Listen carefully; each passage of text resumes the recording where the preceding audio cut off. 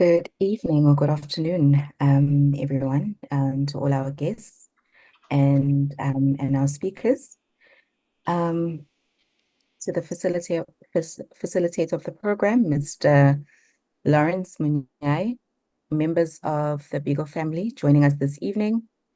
Our keynote speakers, Professor Stephen Thrasher and Mr. Opa Ngwenya, board and patrons of UMTAPO, political, businesses, and religious leaders, fellow staff members and students, and all of those joining us from across the continent, country, and the world. It is a privilege to welcome you all to the 2024 Steve Biko webinar. The webinar is being held under the theme Steve Biko in the Era of Globalization, Genocide and Crimes Against Humanity. This event falls in a month in which we commemorate the 47th anniversary of Steve Biko's passing. While decades have passed since his passing, Biko's legacy as a revolutionary, a freedom fighter, and human rights advocate continues to resonate.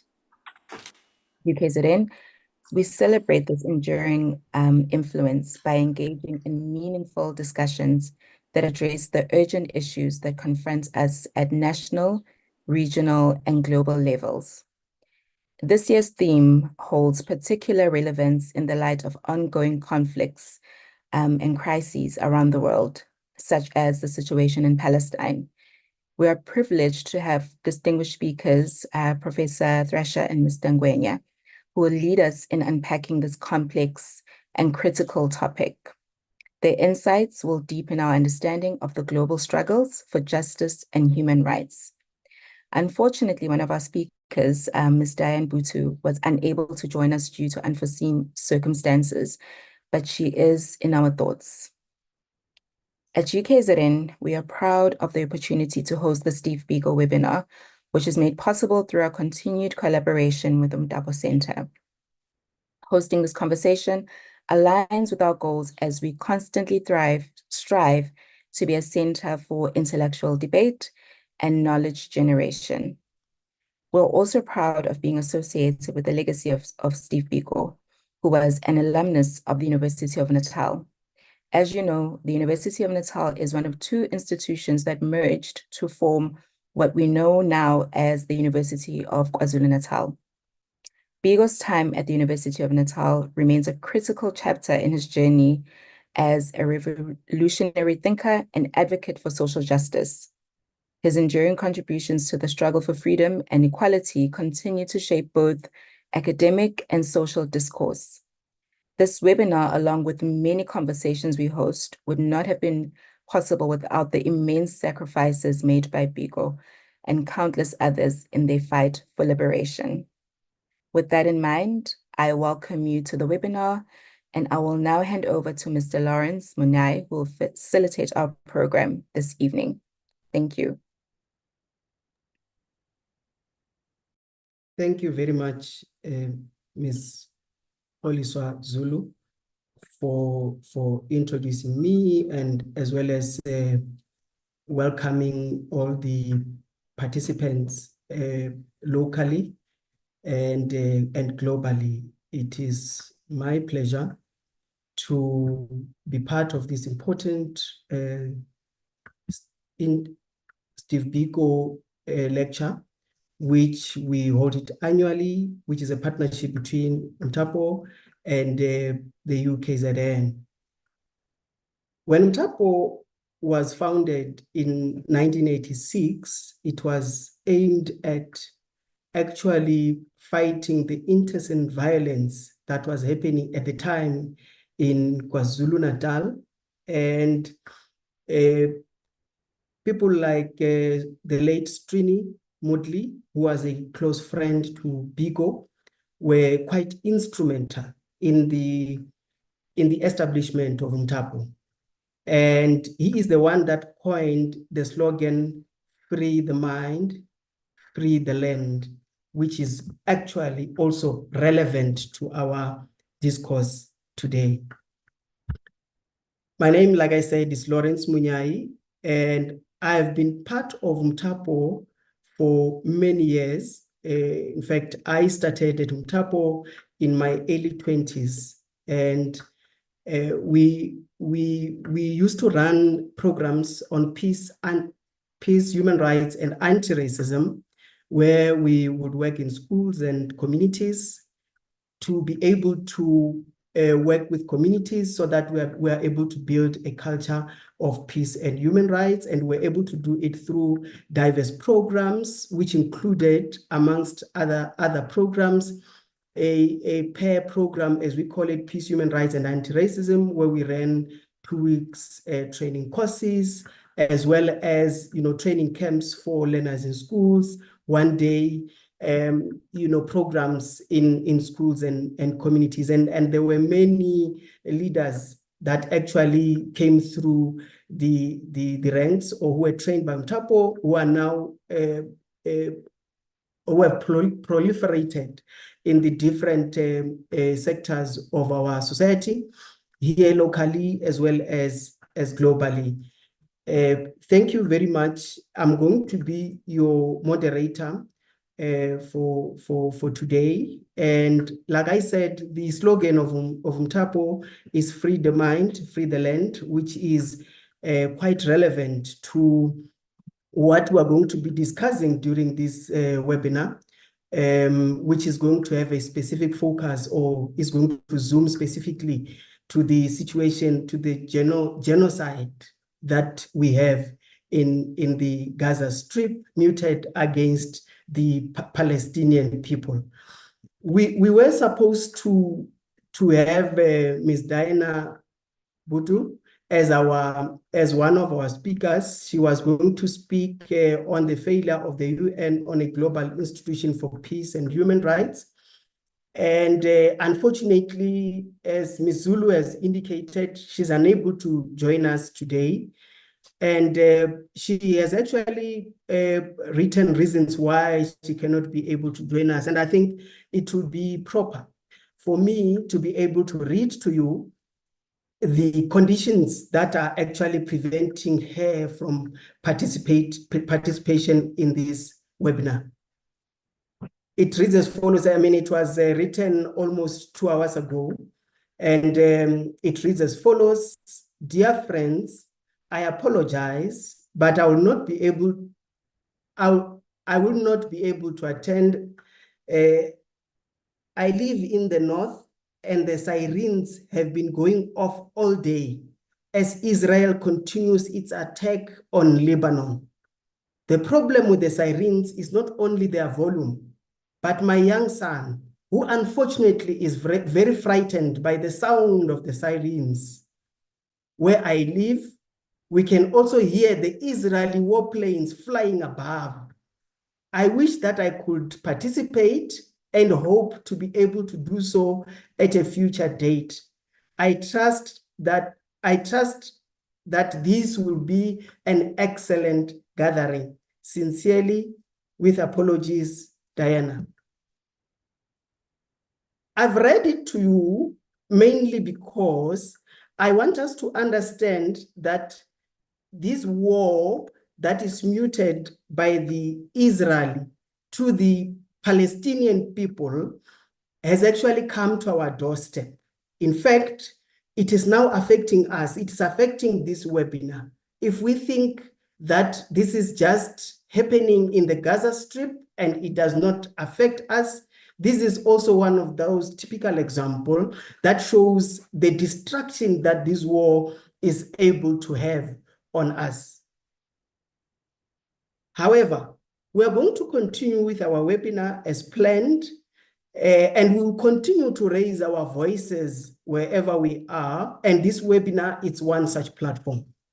Now, allow me to introduce to you someone who has been very vocal, who has actually confronted this genocidal behavior from the side of the Israelis head on. I can tell you that he is fearless. He's able to challenge in many ways the authorities at his workplace, because this has actually affected him at a more personal level rather than at a more political level. And you know what happens when this affects you at a at a personal level other than political level. Feelings are attached are attached to it.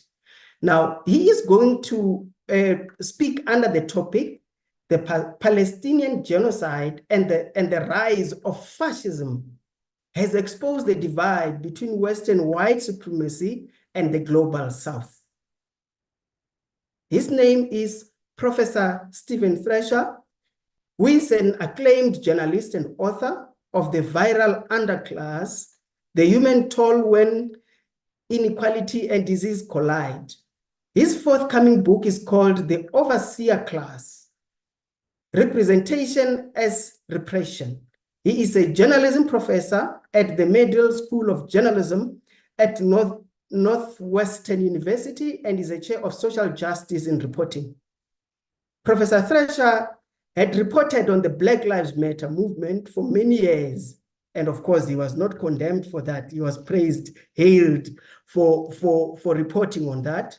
His research combines journalistic and ethnographic methods to study how racism, homophobia, policing, medicine, incarceration, culture, and health intersect. Professor Thrasher was one of 4 professors charged by Northwestern Police earlier this year for their alleged role in a standoff with police at the pro-Palestine student camp on campus. The charges were dropped, but he has been suspended from the university and is under investigation. Ladies and gentlemen, comrades, friends, allow me to introduce to you Professor Stephen Thrasher. Professor Stephen Thrasher, the floor is yours. Thank you very much. Thank you very much, Mr. Lawrence, for that very kind invitation. And thank you to the University of KwaZulu-Natal and to the South African Human Rights Commission. It is my incredible honor to get to speak with you today. And I'm actually speaking to you from the great city of Chicago, which actually has the largest Palestinian population in North America. And I'm speaking to you actually from an office I have in the LGBT Research Institute in the medical school at Northwestern. I'm very grateful that as I continue my research, my colleagues have been very supportive of me here. And of course, we owe a great debt as medical educators and medical investigators to Steve Biko. And I will be speaking a bit in my talk today about the relationship between medical research and politics. I want to begin with a couple of notes. First, I want to acknowledge Diane Butu. Thank you for Mr. Lawrence for giving an update on her. I'm very concerned and offering prayers for her and her family. I also have relatives, cousins in the West Bank myself, and I have many friends in Lebanon. So I'm keeping them in my thoughts and prayers as this war, this genocide expands beyond Gaza. I also want to acknowledge 2 journalists, Kamal Karala and Hadi al-Assad, who were both killed just yesterday in Lebanon. And they mark about the 174th and 175th journalists who have been killed in this genocide.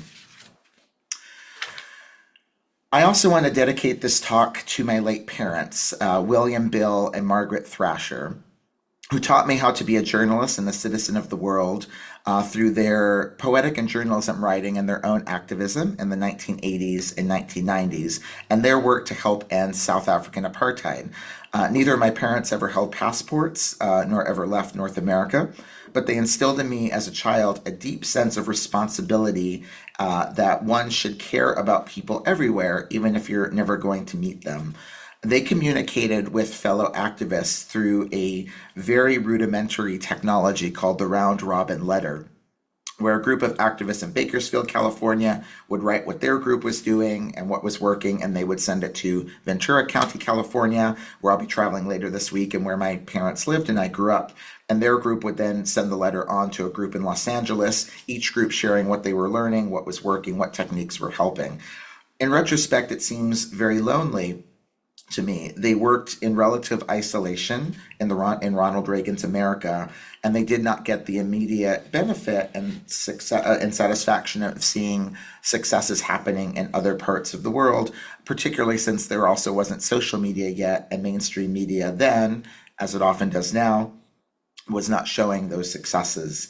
Nor did they have the opportunity to talk to one another through technologies like we are speaking through right now, and to speak directly with the people of South Africa. So I am very grateful for this opportunity that we have to speak one another, and I just want to thank Margaret and William Thrasher, who continue to be my rock even in death.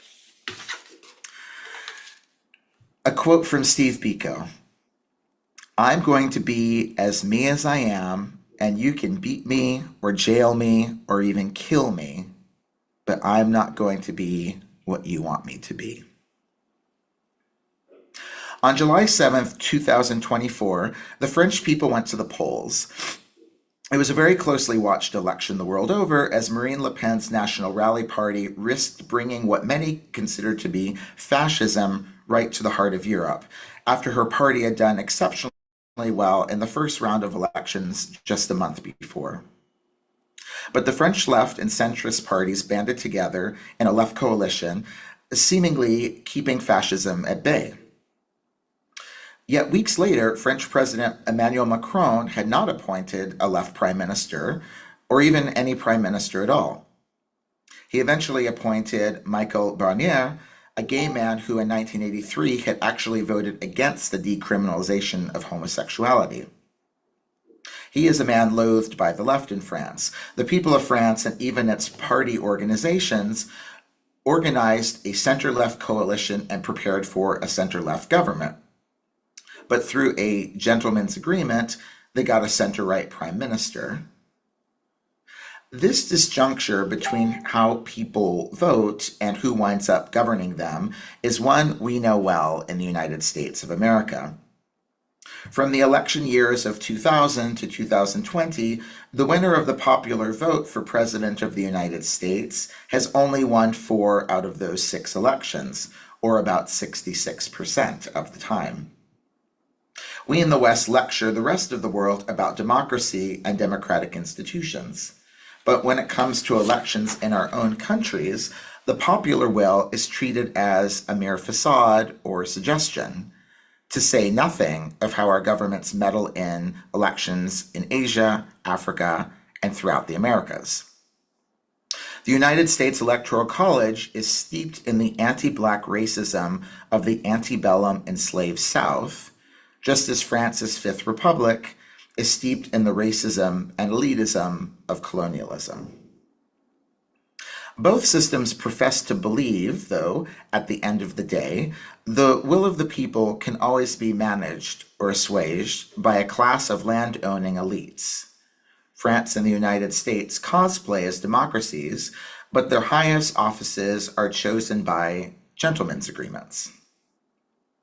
Of course, Western press would have portrayed Macron's dilly-dallying and his grotesque refusal to honor the will of the voters quite differently if he were the president of a country outside of Western Europe. But this election, such as it was in France, happened during the genocide in Palestine.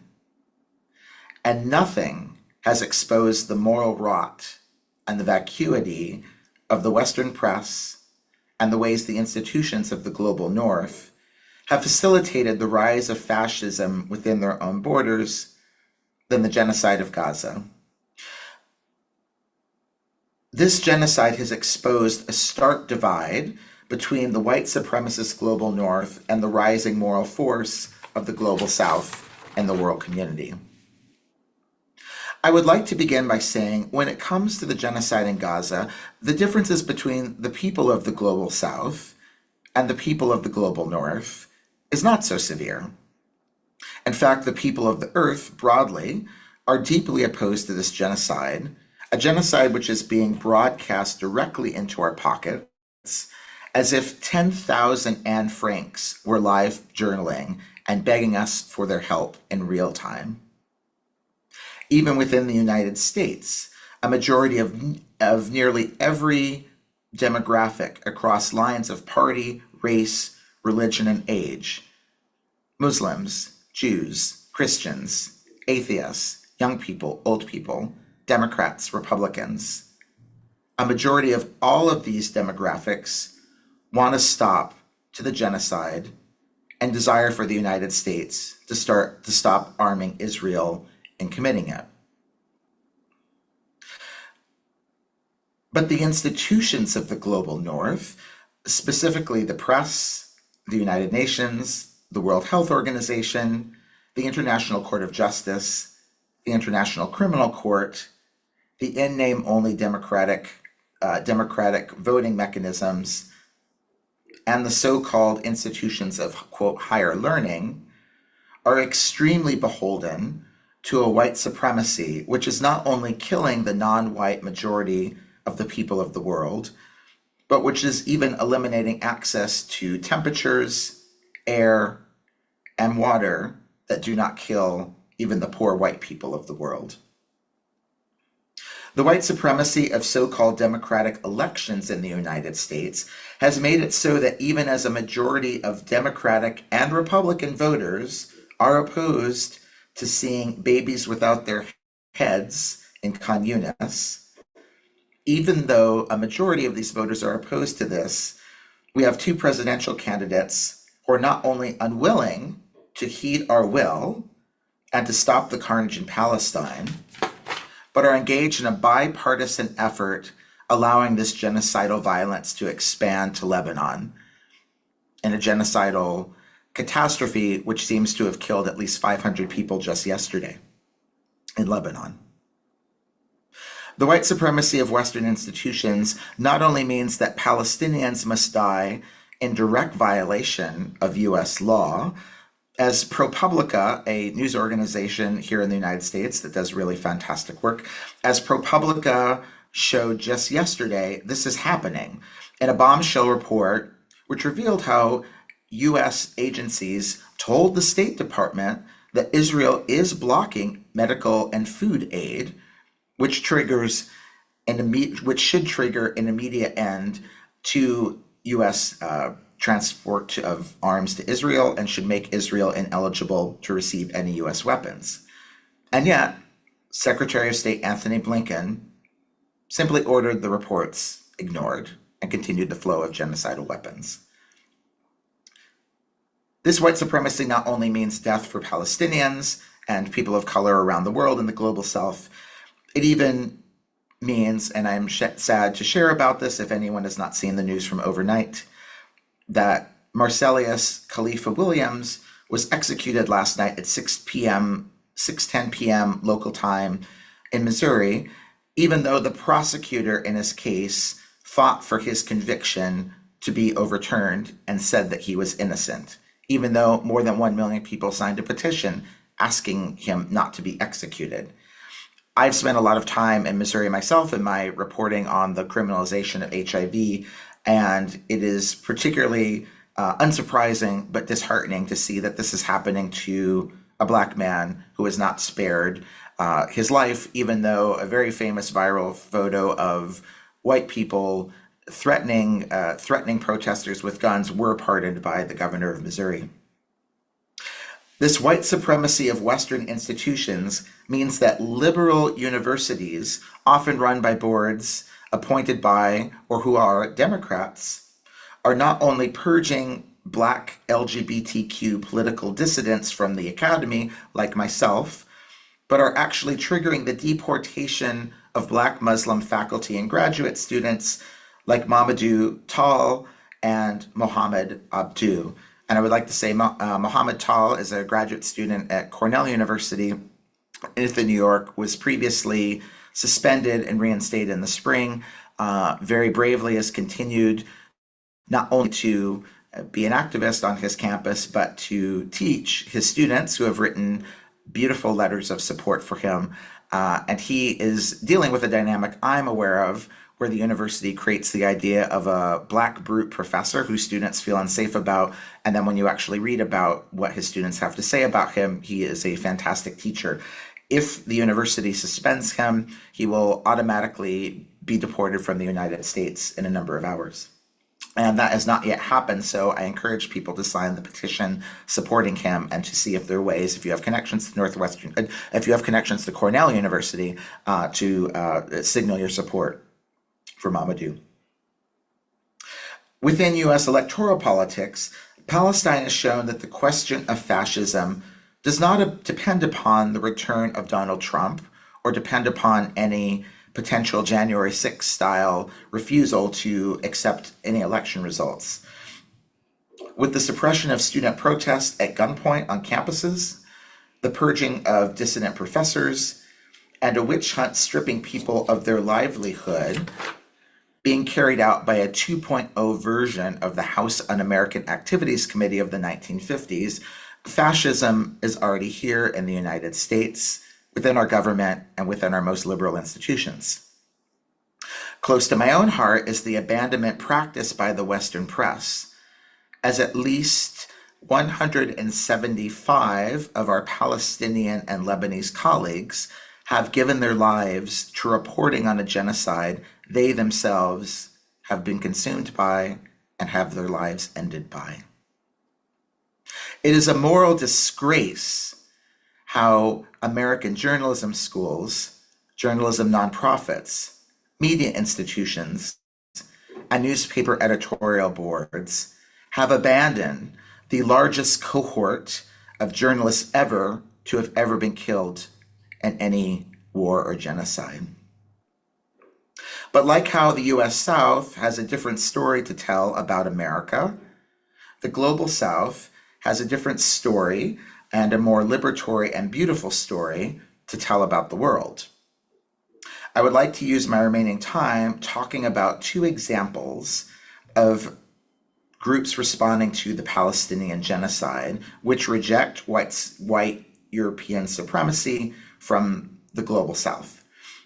An example of the reporting by the remaining Palestinian journalists, and talking about the prosecution of Israel by South Africa in the International Court of Justice, which South Africa did in coalition with about 36 countries in the Global South, plus Ireland. One of the reasons I have been suspended from my journalism school is because of a speech I gave at the students' encampment on a field that was actually dedicated to 6 students who were killed in a protest in 1970 at Kent State and Jackson State. One of the reasons I have been suspended is because of a speech I gave there in which I said that I do not teach the unreflective notion of faux objectivity in journalism, but rather I teach a critical interrogation of impositionality, and I teach students to operate from a place of reflective ethics. And I especially have been thinking over the past year and teaching about the communal ethics practiced by Palestinian journalists, particularly by Hossam Shabat, a really beautiful 22-year-old young journalist who should be a senior in college and instead spends his days reporting on mass graves, Hind Kaduri, Anas al-Sharif, and the late, great Ishmael Al-Ghul, who did some of the most beautiful and sensitive journalism I've ever read in my entire life, until his head was blown off by a targeted missile, which left nothing but a gaping pink wound where his neck used to be. These journalists not only report from a perhaps obvious to us, but largely ignored in the West anyway, position that what is happening to them is wrong, but they practice journalism with a sense of care. They practice it as a collective responsibility, as a social good, as a communal good, and even as an act of love, I would dare say. They don't try to scoop each other for individual gains. They're not even receiving salaries.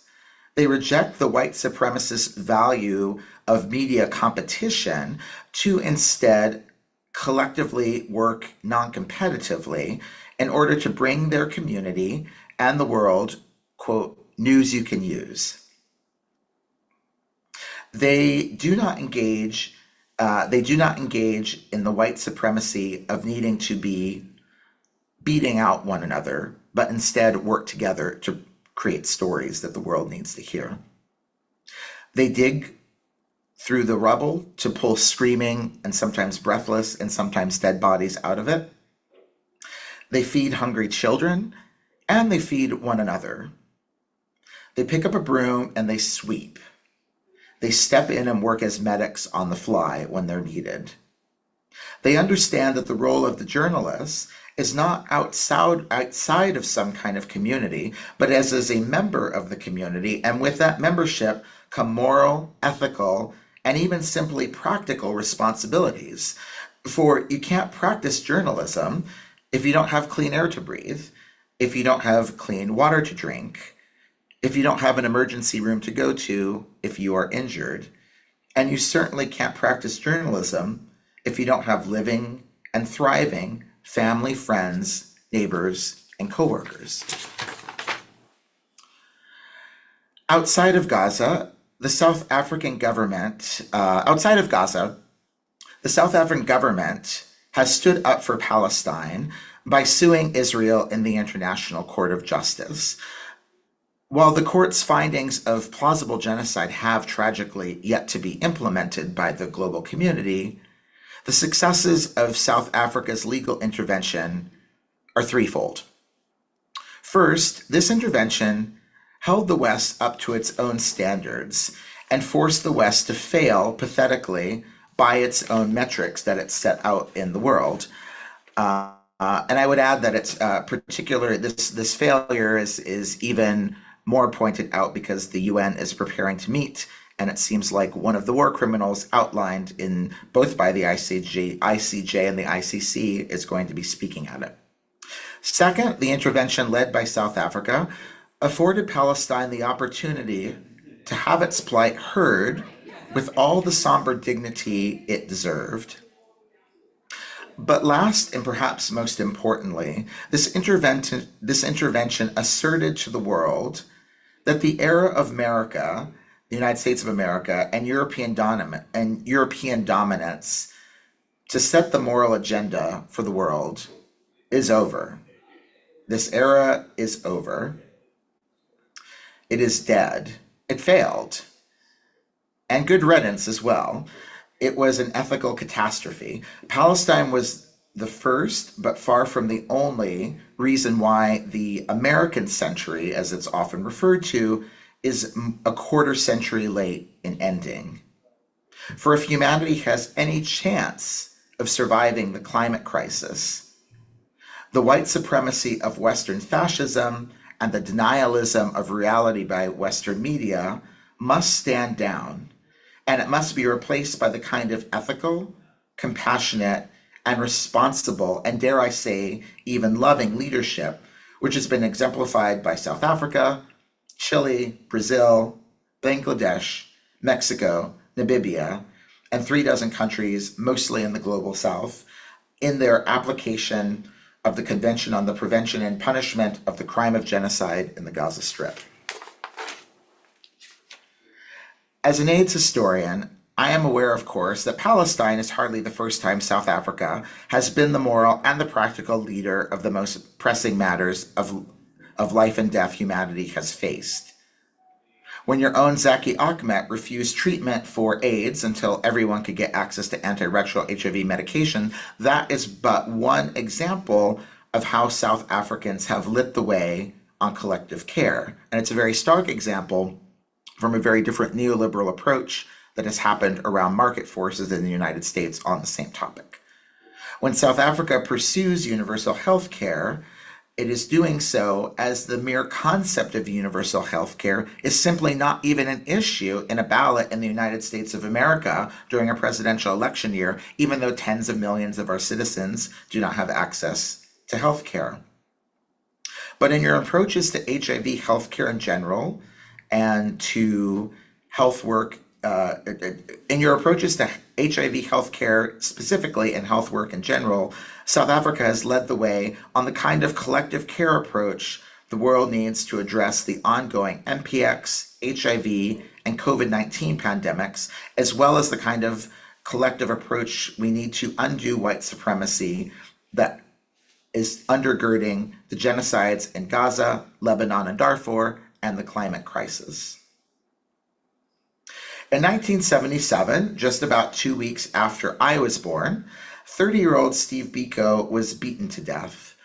In his too short life, which we are still celebrating and reflecting upon today, Biko combined all the pressing actions and values that this moment demands.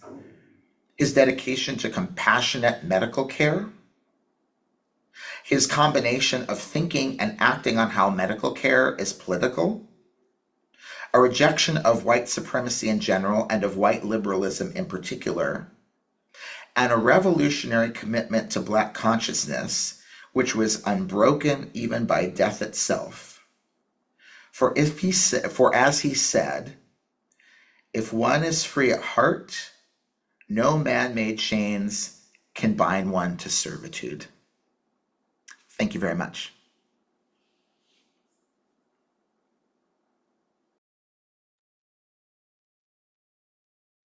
Thank you so much, Prof, for that resounding lecture. There are some few questions that have been posed. I'll suggest that we deal with the first round of questions now, because those who have got questions can write on the Q&A. There is a question from Dr. Smangele, who wants you to actually draw the parallels between the anti-apartheid movement and the struggles for racial equality globally, and the lessons that can be drawn from Biko's life and work for modern day. And how do regional players like Egypt take key, given their, that being the channel, for the escape of, Palestinians, influence Gaza conflict, and how do these issues intersect with other global social justice? That was just one question, but the other one from Mohammed, of course, he speaks about the role of the UN seeking to expand its powers globally, and the 10 areas of standing authority, which includes wars and nuclear events. And given that failure to maintain justice and peace, whether or not UN should remain central space for ensuring peace in the Middle East, Africa, and the world. I'm going to take another one, which is quite critical, because Dr. Ndumiso Mango is asking, what more needs to be done against Israel to stop the genocide meted against Palestinians? I'll just allow you to respond to those, and we can keep them coming as and when we move on. I can hear, Julian is actually appreciating the honor of Bantu Boke Steve Biko, who was, the father of the Black consciousness socialist movement of Azania. And I think as comments are coming and questions are coming, we will also be engaging with our speakers. I don't know, Prof, how long you have, whether you're going to stay with us for the rest of the lecture, or you are going to be excused at some point, but I think you can give us a heads up as and when we move forward. So we can keep the comments and Q&As coming as we proceed with our lecture. Prof, kindly respond to the posed questions. Thank you. Thank you. Yes, I will stay till the end. So there are a lot of questions in these three questions. I will try to answer as many of them as I can and indicate the ones I can't really address. The links between the anti-apartheid movement in South Africa and the contemporary movement are many, and you can see the players all over the place, and people have drawn very different lessons from them. My sister, my late sister Sharon Thrasher, who passed away about 10 years ago, came home from college in 1983 or so for a weekend and had been turned on to an interest in South African apartheid because at Occidental College she had heard a speech being given by a Black student named Barry, who eventually became Barack Obama. And he was very involved in the anti-apartheid movement. And you see multiple people who were part of that movement and are not part of the anti-colonial Palestinian movement, including the president, I think, or chancellor of the City College in New York City, who had been arrested multiple times for protesting in the 1980s South African apartheid, but who also threw the police at his own students for protesting against the genocide in Gaza. But it's been very instrumental in my own life, and it's given people, at the very minimum, a language to name what's happening, to understand the concept of apartheid, which of course has particular qualities in your own country. And I think there's a legal article out right now thinking about Nakba as a legal concept that was kicked out of, I'm forgetting where it was eventually published. It was kicked out of the Harvard Law Review. I think it was published in the Columbia Law Review after a lot of political back and forth.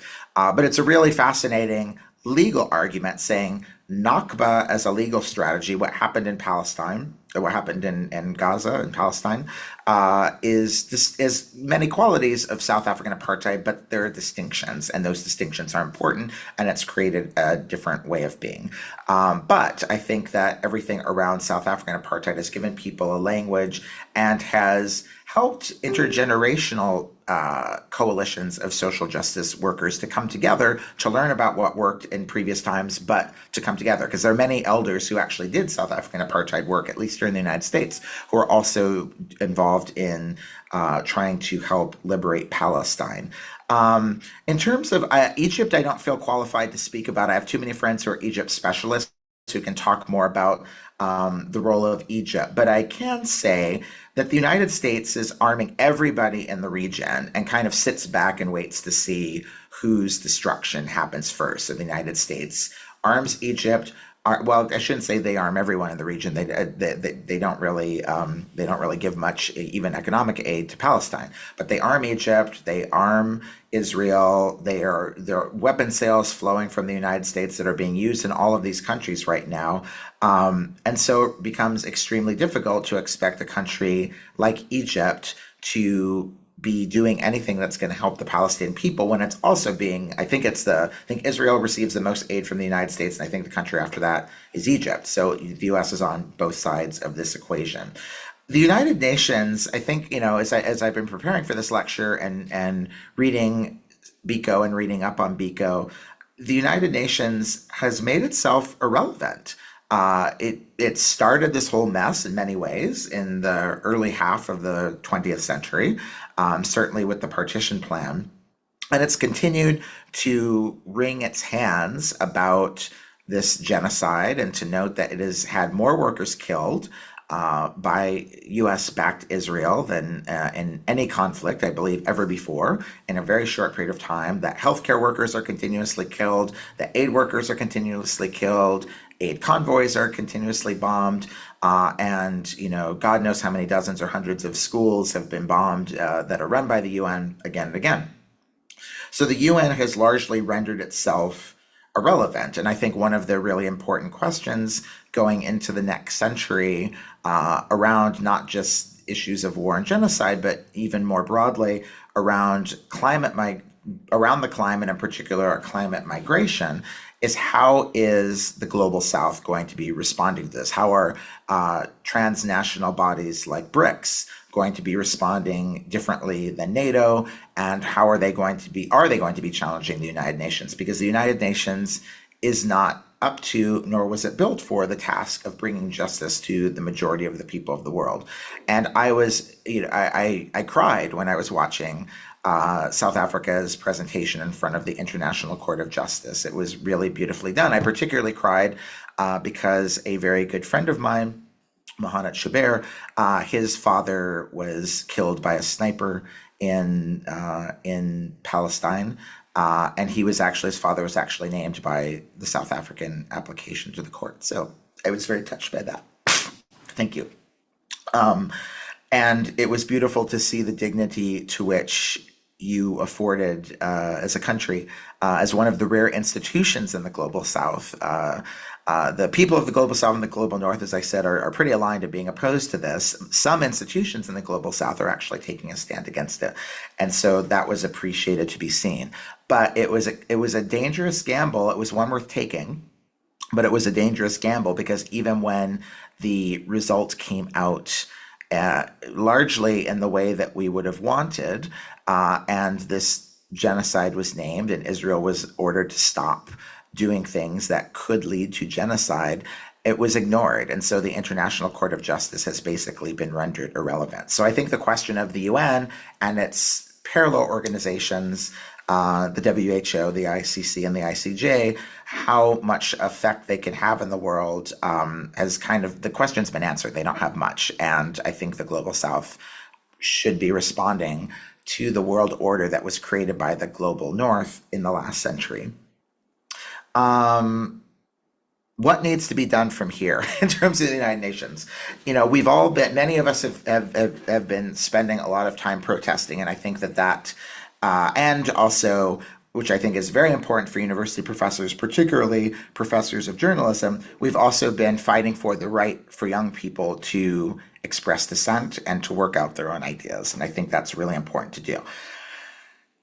But it has not brought us the end to this genocide, which is the most important thing right now. And so I think that there's a lot to be learned from Biko's engagement, not just with socialism, but also with direct action and also with a direct rejection with white liberalism that needs to be considered in moving forward, because working with white liberal institutions, and the racial questions here in the United States are a bit complicated because our presidential candidate on the nominal left in the Democratic Party, Kamala Harris, is of course a Black and South Asian woman.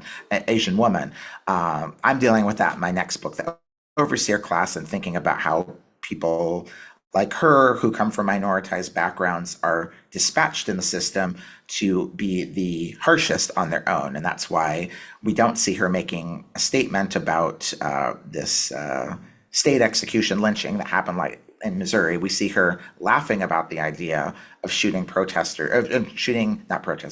shooting home invaders who might break into someone's home, which is very much a trope and a canard that's trotted out by the right to create the idea of stranger danger, which doesn't exist, but works out poorly, particularly for Black men, and how much suspicion we end up under.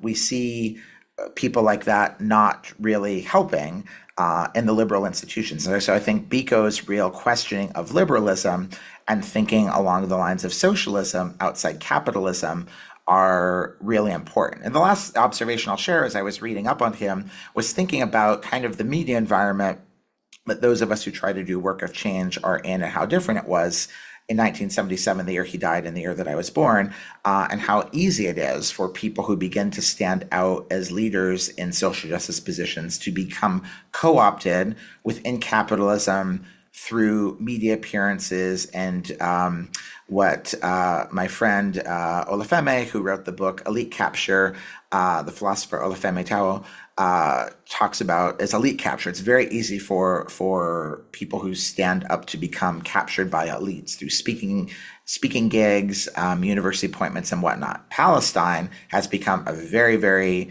strong litmus test of who's going to be let in and who's going to be let out. And I think that reading about people like Steve Biko and the way that he combined medicine politics and was not captured in any elite capture way are really important to this moment going forward.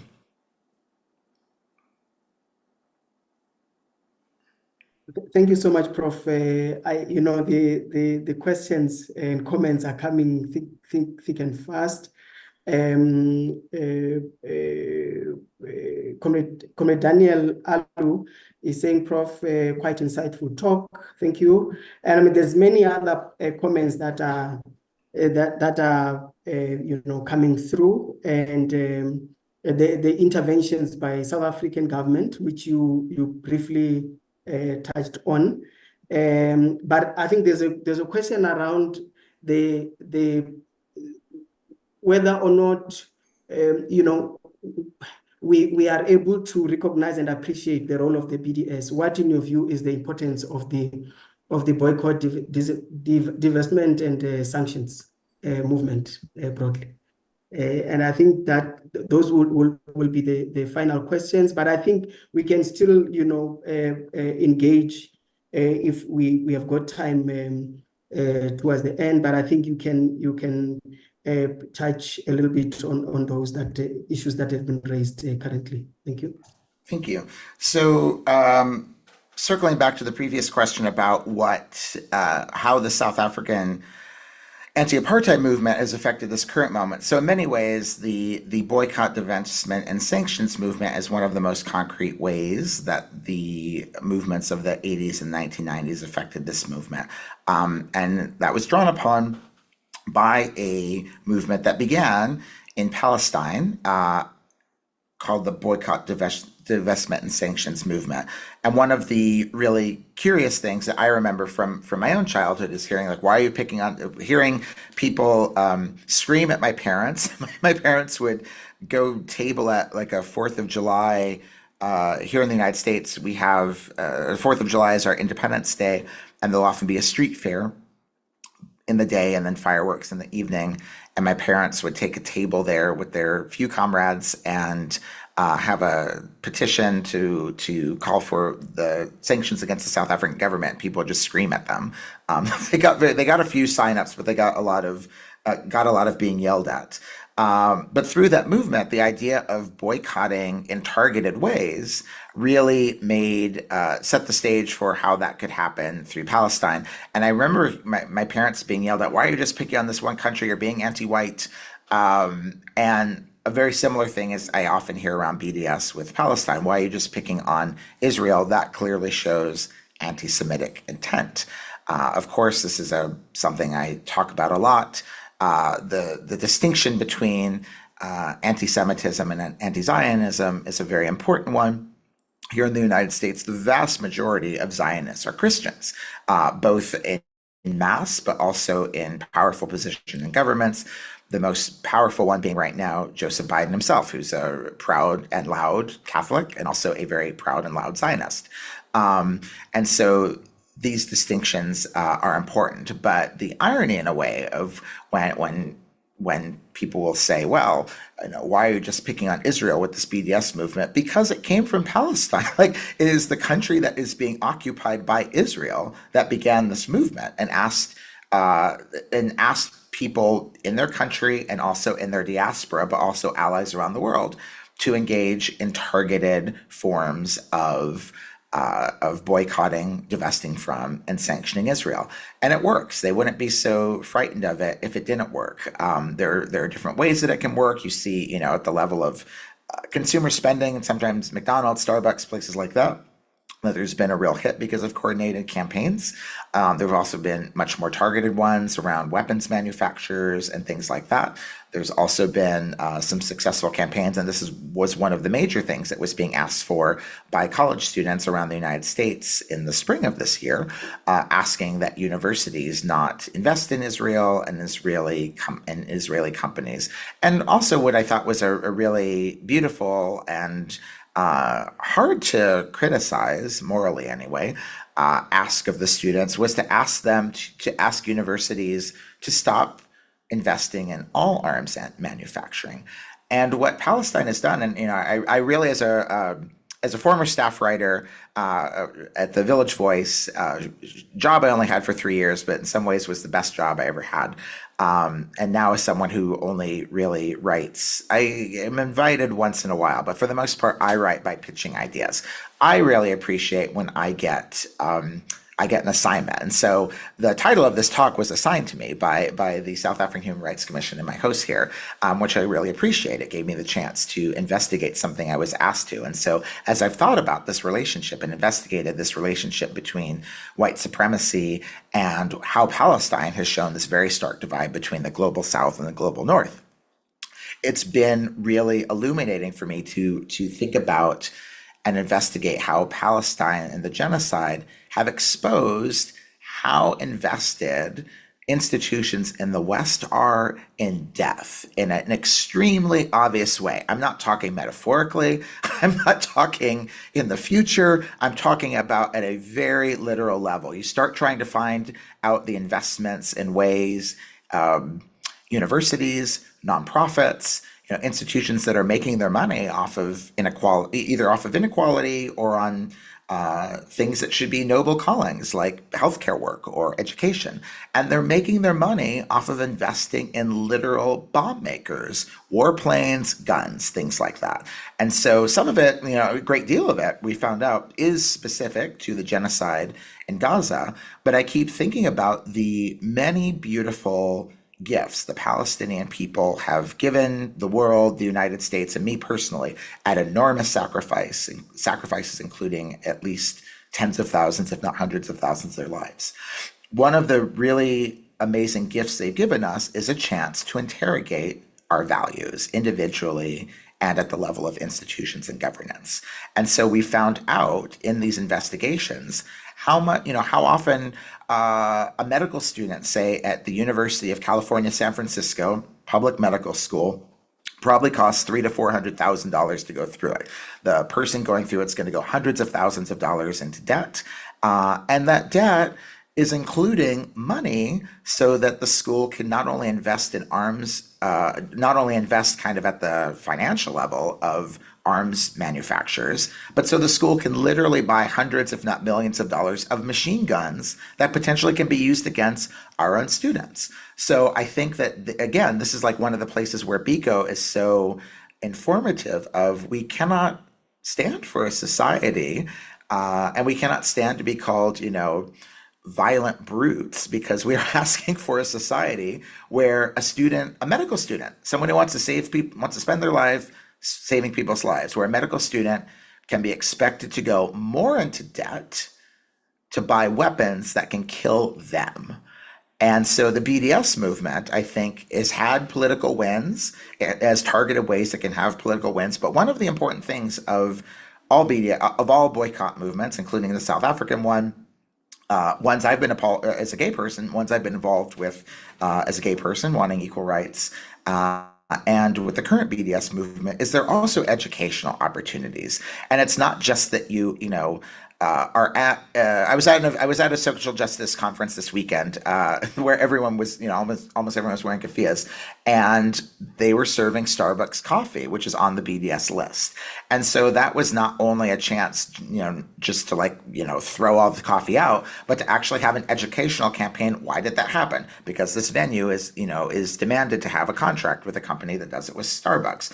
And then you have a chance to have an educational opportunity between the conference organizers, the conference participants, the waiters, everybody there. And so BDS, I think one of the things that get lost about it is an educational opportunity, and that way it has been an outstanding global success over the last year in peer-to-peer education for the people of the world.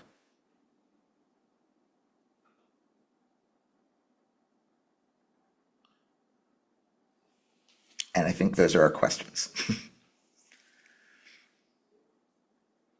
Thank you so much, Prof, for your input and your lecture, because you were really able to touch on quite critical areas that actually affect the movement, that we should all be part of globally, of ensuring that we are able to fight for the liberation of the Palestinian people. And one of the things that you have touched on is how Biko believed in free medical care for all. And I mean, he demonstrated that and was able to do work in communities and so forth to ensure that, people are able to, receive decent health care. To the contrary, is that what we see in Palestine is, the proliferation of diseases because of, the onslaught of the Israeli brutal state to the people of Gaza. And thank you for your presentation. And we really appreciate your contribution, and I know that both Mtapo and UKZN will still keep in touch with you, because we should be able to come together globally against this monster that has bedeviled the world, because unless we do that, then we're going to fight in our own fragmentation, and we might unable to win the war against the brutal state of Israel. I think thank you very much. Thanks very much, Prof. And we wish you all the best. And we hope and believe that the university will come to their senses and realize that you are still the same Professor Thesha, who have been doing good work for the university, and people appreciating the good work that you have done. And I think you are still continuing the good work that you are doing, even reporting on this genocide in Gaza. Thank you so much, Prof. Thank you. We really appreciate. Yes. There's a lot of other comments, but due to time constraints, we'll just move now to our second guest speaker, who has been involved in the Black Consciousness Socialist movement of Azania, and who has also written extensively about the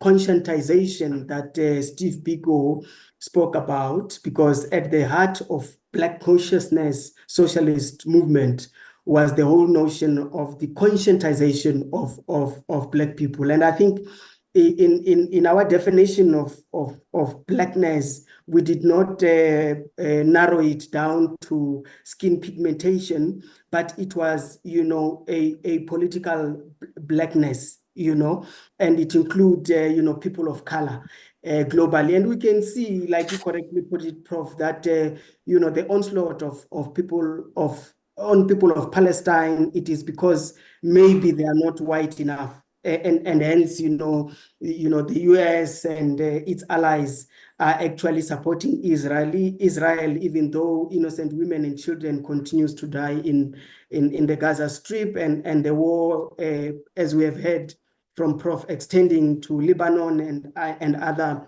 neighboring countries and so forth. Now, the person I'm going to introduce to you has I'm sure, because is able to have access to the Q&A as well. He will also be able to touch a little bit on some of the questions that Prof might have not been able to respond to, because I did not pose the questions to him, because it was going to be overwhelming for him. Now I'm going to introduce to you the speaker who's going to speak under the topic genocide, compliance of the liberal media, and silence of NGOs in South Africa. And this speaker is a South African freelance writer and a founding secretary general of the Forum of Black Journalists, and a Black consciousness stalwart. Like I said, he has written extensively on Bantu Bonke, Steve Biko, and the type of work that Steve was able to do throughout his years as a Black consciousness activist. I'm handing over now to Comrade Opangwenya, who's going to speak to the topic I've just mentioned. Welcome, Comrade Ngwenya. Thank you, Chair. I hope I'm audible. You are audible, Comrade Ngwenya. Thank you. Sure. Let me first congratulate Mtapo and commend it for this lecture, and also send my thoughts to Professor Diane Butu, who was unable to join us today. I can't thank enough Professor Steve Thresher for making it to this webinar. I have been following his activities in the US and his arrest online. It is really commendable and courageous for him that he could still stand and be with us and share his thoughts with us today. My assessment, colleagues, is that the world itself is a crime scene. It is unthinkable that what is happening in Palestine can happen for so many months and it be left to be a matter of a legal process that is deposited only with the ICJ, and there is no agency beyond that. It puts a question mark on the UN. It puts a question mark on the International Criminal Court that were in this situation. What also fascinated me is that this lecture takes place on this day. This day was the day on which Steve Biko was buried. And this day before, it was a day on which the Viva Friendly Morales were held by the SASO PPC leadership. They were going to mark the collapse of Portuguese rule in Mozambique in 1974. The signals we're getting as we meet is that even people fear even to listen. People can, if they can't listen, it is even asking much for them to speak. The media, as we know it, it has behaved in a manner that takes its cue from those who own it. Generally, people are punished not for lying, but for telling the truth. It is on this day of Biko's burial that this lecture is taking place. I have titled my piece, as was requested, Steve Biko in the Era of Globalization, Genocide and Crimes Against Humanity. Our topic directs us to what happened on this day 47 years ago on September 25, 1977. September 24, 1977 was just as significant. It was a day in which Biko's SASO and PPC held countrywide Viva Friendly Morales to mark the collapse of Portuguese rule in Mozambique. By that act, Biko's colleagues were charged in what was called SASO PPC treason trial. The 8 leaders of SASO and PPC were charged for fomenting unrest. The accused used the 17-month trial as a platform to state the case of Black consciousness. Biko was brought in as a defense witness. The trial became known as the trial of ideas. By 21 December 1976, SASO PPC 8 were convicted to start their sentences on Robben Island. Today, we are called upon to consider if history is teaching us anything at all. To whom is the rule-based order applicable and not applicable? In practice, the rule reveals the conduct is of do as I say and not as I do. The question of who is human and who is humanizing who, and then take the audacity to take the driver's seat to direct the course of human rights, is unfolding right in front of our eyes. The word genocide came into usage between the years 1941 and 1943. The word was coined by from a Greek word, genus, race or people, combined with the Latin suffix "cido," the act of killing. Before then, the killings that had happened to Black people did not matter for the word genocide to apply to the killing of Black people. History prominently records that the word genocide applied with respect to what happened to the Jews under Germany's Adolf Hitler. The very Hitler who was bold as to declare, "I reserve reason for the few and emotions for the many." Judging by what happens today, the global Northwest countries have not behaved differently. The value to attach to life is evidently marked white. Because white was the color of true human beings, genocide came to be a matter of international concern. All the genocide that happened before then did not concern the world. This gave the world a signal as to whose lives matter and whose lives do not. It also demonstrated that the world, what moves the world, and by the world, this meant the global Northwest countries. This world has made it clear which incidents of human degradation and disposability are of concern to it. Outside that world and life, therefore, all else is disposable. This is the logic that multilateral bodies like the UN, vis-a-vis the Institute, the International Court of Criminal Court and the ICJ are expected to operate as well. Where does Biko fit in this world? Born, bred in a country that operated a system declared to be a crime against humanity. That system killed him.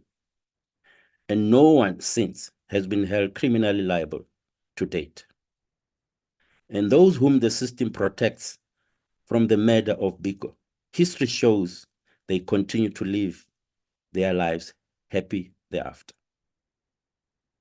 Is it any wonder that this world stands by and watch genocide happening? The world has surrendered the agency to end the genocide to a long-winded process of law to determine proof of genocide in the face of so many that have perished under weight of bombs dropped on Palestinians. As we speak, 12 schools have been bombed into ruins. The voices of teachers all over the world that used to mark World Teachers' Day on October 5 have not been heard or outraged.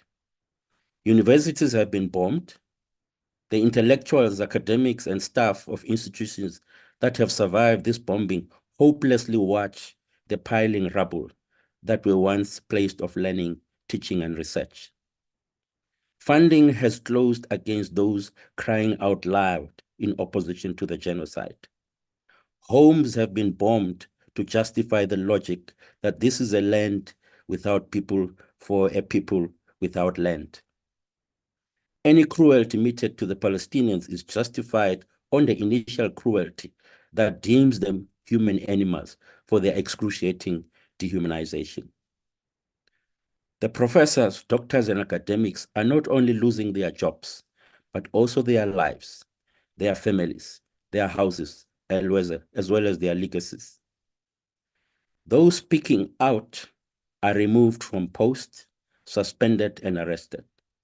Professor Stephen Thrasher, who is with us today, is a case in point. There is no more place to hide from corporate media. It has been hiding in plain sight. The interest of media have been serving, that the interest the media has been serving stand revealed to be seen. Journalists remaining true to the code of the profession have not been spared, as corporate media turns a deaf ear and a blind eye to the carnage. As of September 24, 2024, the Community for the Protection of Journalists preliminary investigation showed that at least 116 journalists and media workers were among the 42,000 killed since the start of the war.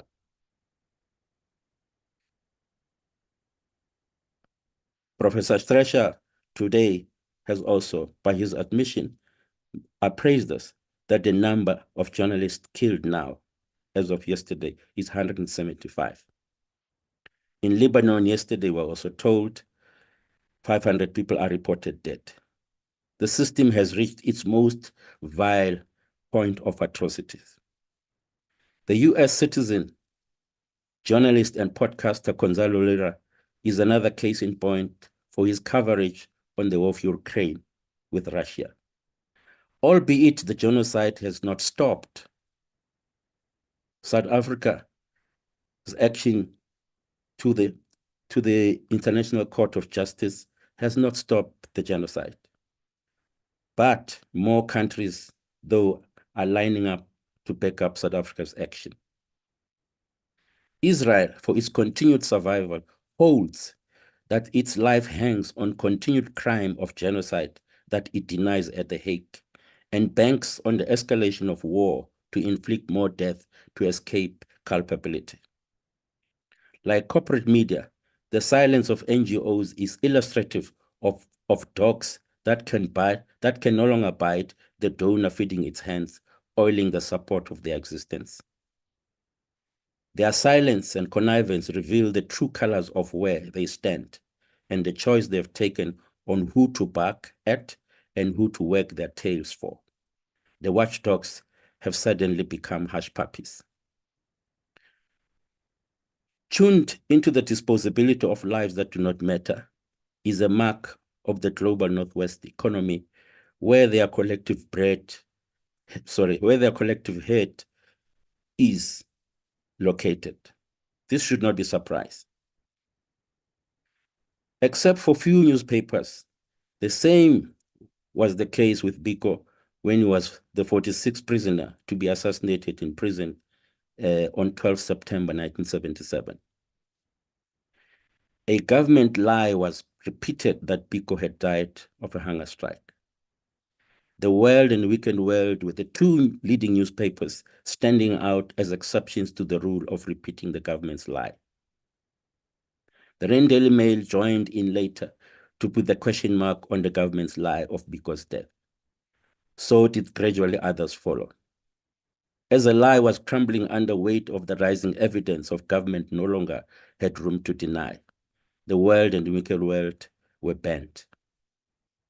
Arrested at the roadblock on August 18, 1977 in Grahamstown, this was the last Steve Biko would emerge from prison alive. Peter Jones, with whom Biko was traveling, and the last person to see him alive, and had been in police custody since August 18, 1977, only heard of Steve Biko's death upon the mourners arrested at his burial, being brought into prison where he, Peter Jones, was kept. The 18 Black Consciousness organizations Biko had helped to find into existence were outlawed 35 days after Biko's death. Peter Jones was arrested and detained with Steve Biko, and the last to see him alive died this year, February 23, 2023, having seen no justice for the murder of Biko. This is the unchanging reality as the world marks the memory of Steve Biko in the era of globalization, genocide, and the crimes against humanity. I felt it would be better for me to summarize the relationship between today, the history of Biko's life, the conduct of the media, global behavior of multilateral organization, and the struggle waged by people like Professor Thresher. This is as far as I can leave my input for today. Chair, thanks. Thanks so much, Komengwenye, for that lecture.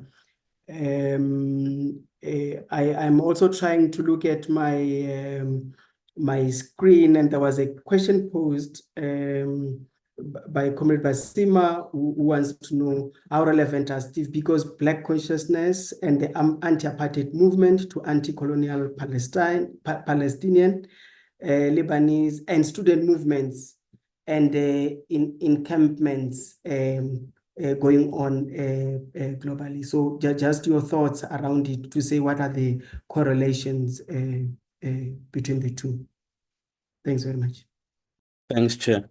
I think the relationship, one of the lessons we learned from Steve Biko is his quest for true humanity, which was the title of his last essay in the book, I Write What I Like. It seemed to me at the time, I mean, when I first read the book, it was not hit home how important it is, the struggle for true humanity, which he addressed.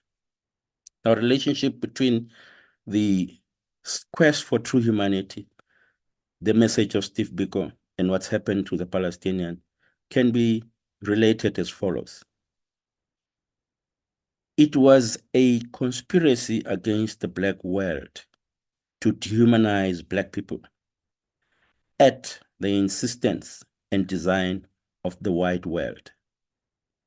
But what happened is that we had not anticipated that dehumanization of people could happen at a scale that it has happened in the Palestine, which most describe as at industrial scale. So if we accept that the quest for true humanity is the same for the country in South Africa where Biko lived, the same applies to the Palestinians who are no less human than the humanity that Biko was struggling for. The idea and the notion that the people of Palestine are reduced to be human animals, it says a lot about those that make that accusation. It seems their accusation is a confession of who they are. So this relationship of the plight of the Palestinians and the struggle of South Africa and what Biko represented as the quest for true humanity, it has never been brought so sharp in our life than in the genocide happening in Palestine. That's the relationship I see. And that we have people like Prof. Thresher who are standing up, represent the courage that was courageous that Biko demonstrated. I would pause there. I think the world is a crime scene. Comrade Salim Valley is saying is looking forward to see that in the print. He hopes that you'll be able to pen something around it because it's quite intriguing, really. And the whole notion of the fear to even listen, and like you said correctly, let alone, talking, it's quite really intriguing. So comrades are hoping to see that in the print. If you can pen something along those lines, it could be quite interesting. It's a line worth adding. Yes. It's a line worth adding. The challenge is whether editorially it would not be blotted out, but it definitely is a line to demonstrate that the world has lost its conscience. The world can stand by and watch and leave everything to law and institutions as if these institutions are not manned by human beings. Mm. And what is therefore your take on the relationship between donor institutions and broadly the current global challenges that we actually face, particularly the problem in Palestine? And I think maybe just your bite on it to look at the relationship between donor agencies and institutions to the current situation, because it seems there's a mute on support for organizations that are actually pro-Palestine globally. And I think also, Prof, you can also come in to have a bite as well on some of the issues as being raised and so forth. Yeah, Comrade Ngwenya, you can come first. Thanks, Chair. I think if we remember, it has never been in the interest of the colonial imperial world to invest in liberation. If we accept that, we do not have to expect of them these moneyed powers to invest and direct their monies in NGOs that will pursue the cause of justice. It seems to me, even the notion of human rights before October 7, you really wonder, where have those NGOs, where are those civil society organizations gone to to remind us to fight and be on the street to campaign for human rights. Never has the notion of human rights been so lonely since October 7. The fact that these donors, civil society, these NGOs and civil society are quiet and not on the street, it's because I suspect the money that funds their activities is not made available for justice. But two, it also means that they were never independent in the first place in the causes for which they were formed and for the reasons for which they obtained those monies.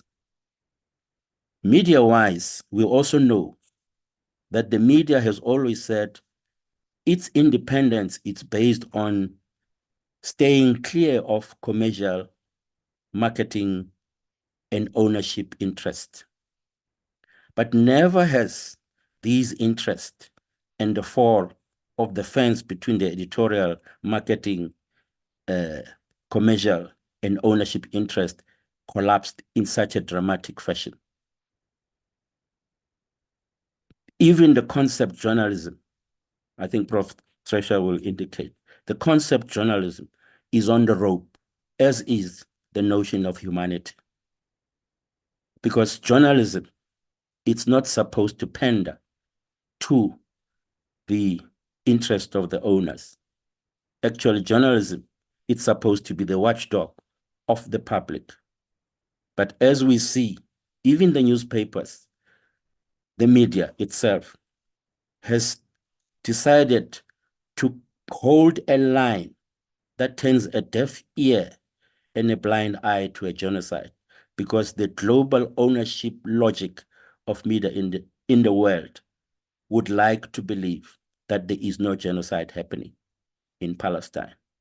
Now, you have the owners and the sponsors and the monies holding the view that there isn't a genocide against overwhelming evidence. And humanity is divided to now seek the intervention of the courts to prove that there is. This represents lack of moral rectitude on the part of the world to say the facts of what is happening in Palestine is not just a matter of law, where if the law decides otherwise, to suggest that there isn't a genocide happening in Palestine. This means the fact of what is happening cannot solely lie on those that have the money to decide whether the truth can be spoken or not. But what these times are teaching us is that people are not punished for lying, but for telling the truth. If we take the example of a journalist of the Fox News, Tucker Carlson, for all the years that he was not telling the truth, there were no problems with Tucker Carlson. As soon as he began to tell the truth, he was terminated. A number of journalists that were reporting on the war, like Chris Hedges, they have come out to say what is happening and the conduct of journalists today does not represent what journalism is about. In other words, we are experiencing the death of journalism, as is we're witnessing the death of politics that lack morality to stand out and indicate what is right and what is wrong, what is justifiable and what is not justifiable, and that humanity, as we understand it, can never be an exclusion in the light of the bombs that are raining in Palestine.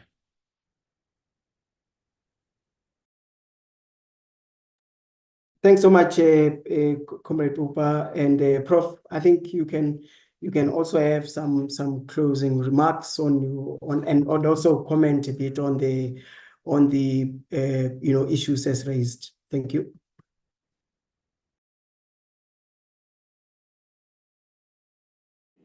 Did you want me to speak?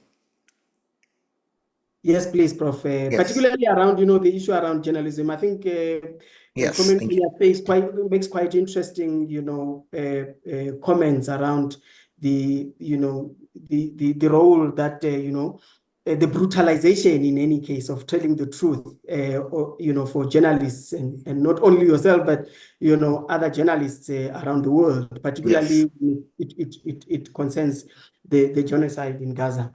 Thank you. Yes. So I'm, of course, thinking right now about not just the colleagues who are under imminent death threat in Gaza of Palestine, but also in the West Bank of Palestine at Al Jazeera, whose bureau was closed in Jerusalem.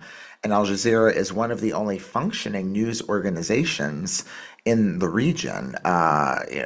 International journalists are not allowed into the Gaza Strip, and of course, the Palestinian journalists are doing amazing work there, but they have very little institutional support, and a lot of that has flown through the Al Jazeera bureau in Jerusalem, and so even that has been closed, and the deadly silence from news organizations and nonprofits, editorial boards, all kinds of different journalism groups in the West is really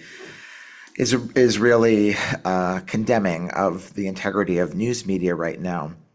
As one of my colleagues pointed out, Sarah Schulman, she talked about her own experiences of understanding the Vietnam War as a child by seeing photographs in Life magazine and on the CBS Evening News. And we simply do not have that kind of coverage happening in this genocide. The equivalent, obviously, Life magazine doesn't really exist anymore, but sort of the equivalent venues, the equivalent mainstream venues are not showing these images. At the same time, we're getting the stories in an ad hoc manner through social media.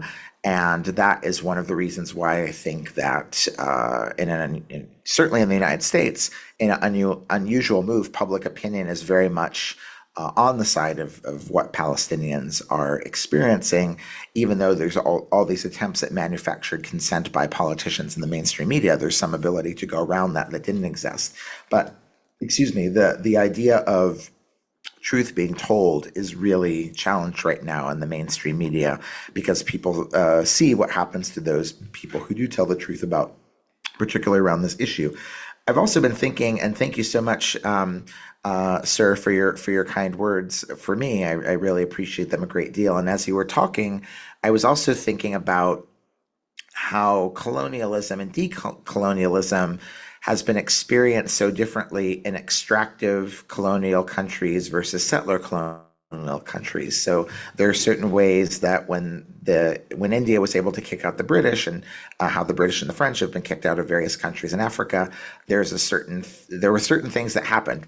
Obviously, as you touched on as well, NGOs in some ways have taken up those functions of colonialism across borders in those countries, and various economic transactions have as well. But there was a certain process of decolonization that happened with in extractive countries that were colonized through extractive methods. And that decolonization never happened in settler colonial countries. So I think that's one of the real things that we're dealing with, and that you see a visceral reaction to words around colonization and decolonization. Here in the United States, you see the right and liberals get very worked up about certain terms. A couple of years ago, it was woke and DEI and transgender, and you'll see laws and media come against these words. And colonization and decolonization and colonizers are words that have come up in the last year. And I think that there is a lot of nervousness in thinking about what a decolonial process would look like in a country that has been settler colonialism, and that has just stolen not just life, but an unimaginable amount of land from Native Americans in the United States and in Canada. And that's what a lot of the defensiveness, I think, is around Israel as well. Israel's entire settler colonial model is based on what the United States did to the Native Americans. And so there's this very vested interest, not only militarily, strategically, economically, in the region for the U.S. imposing its hegemony on the region, but also defending its legacy and its history. Because if there were to be a reckoning between Palestine and Israel, about the right of return and about what truly just equitable land would look like if it went back to the people who originally owned it and tended to it and cared for it, rather than the people who are dropping bombs and destroying its ability to give life, grow olive trees, and have clean water. That would demand a real reckoning in the United States and Canada about our settler colonial past and present. It's not just the past, it's our ongoing state.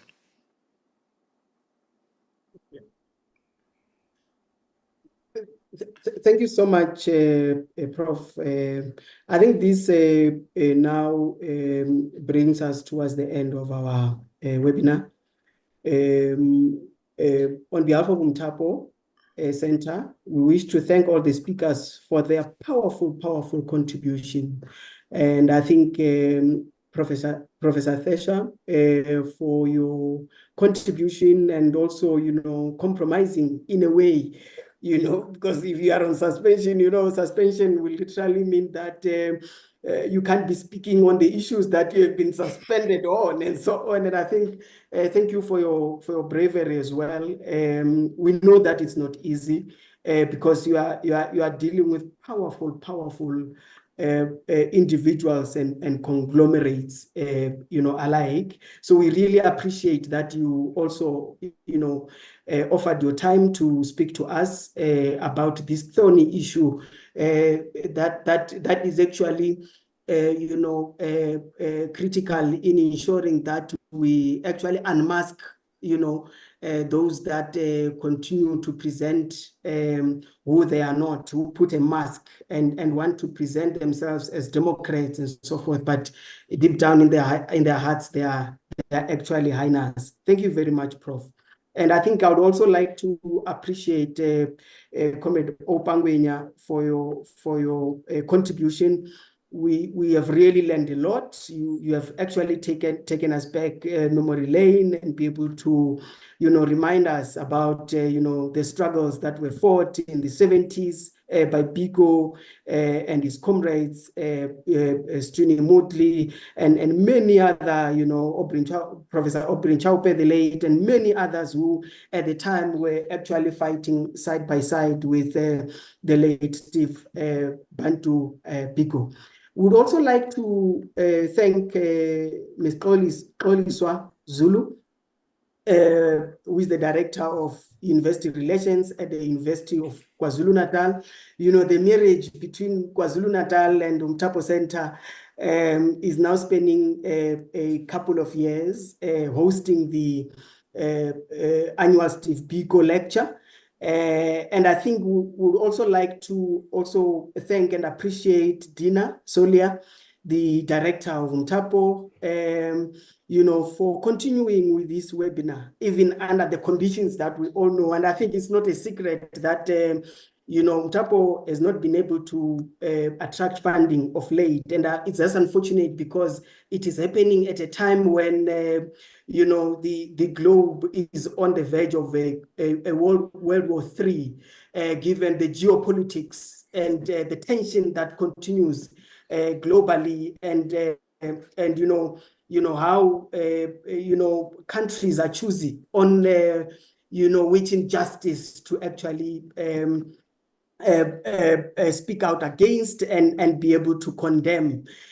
So the work that Umtapo has done throughout the years is really commendable. It's just unfortunate that it is at a point when it is not able to attract funding to be able to continue its work. But we can see the consistency on the hosting of the annual Steve Biko lecture. We really appreciate it, Dina and the team, Arun, Pumzile, Nomiki.